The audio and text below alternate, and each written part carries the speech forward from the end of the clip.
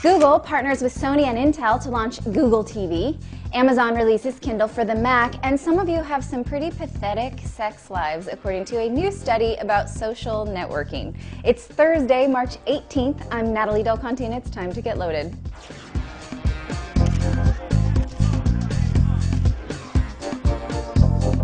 Google, Intel, and Sony are working together on something called Google TV. It's meant to bring the web into your living room through your existing TV and set-top box. So Sony would be the hardware or the box, Intel would make the chip that runs it, and Google will be the software. Logitech is also on board to handle the remote control or the wireless peripherals like the keyboard or the speakers. Google says that Google TV will be an open platform, so open to other software, and it will be a version of Android, so in theory you could run apps on your TV just like you do on your phone. The New York Times spoke to sources anonymously about this, so we don't actually know when we'll see it.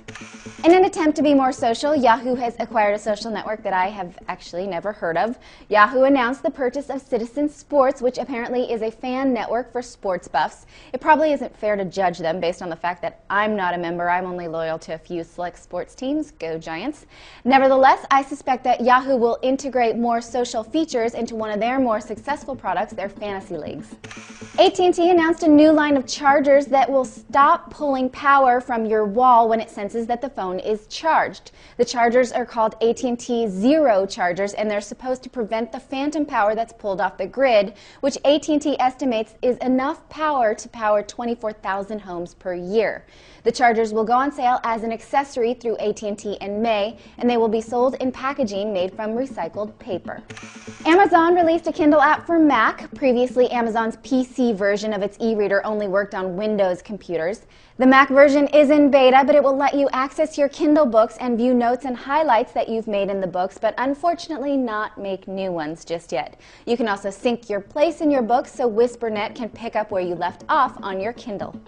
YouTube extended its partnership program to help out struggling musicians. The video site launched something called Musicians Wanted, where it will help share ad revenue with musicians who serve their music videos online.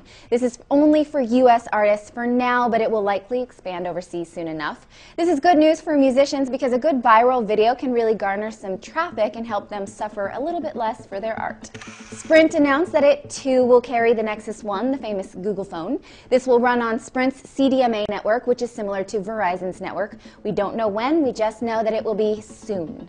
We've reported this before, but I just want to give you the update. Sprint is said to be launching the first WiMAX phone at the CTIA wireless show that starts on Monday. This will be a 4G phone made by HTC. The code name for this phone is Supersonic for now. We'll have lots of CTIA coverage for you next week from our own mobile phone reviewers, so stay tuned to CNET. A new study about social networking behavior says a lot about the intimate lives of people on the internet. According to a study by Retrievo, 1 in 14 respondents admitted that they will read and respond to a message over Facebook or Twitter, even during sex. This number jumps to 1 in 10 for people under 25. I'm sorry, during sex? How boring can it be that your social networking is more important? Further, 1 in 3 will take a message during a meal, which is a pet peeve of mine, people who use their gadgets at the dinner table.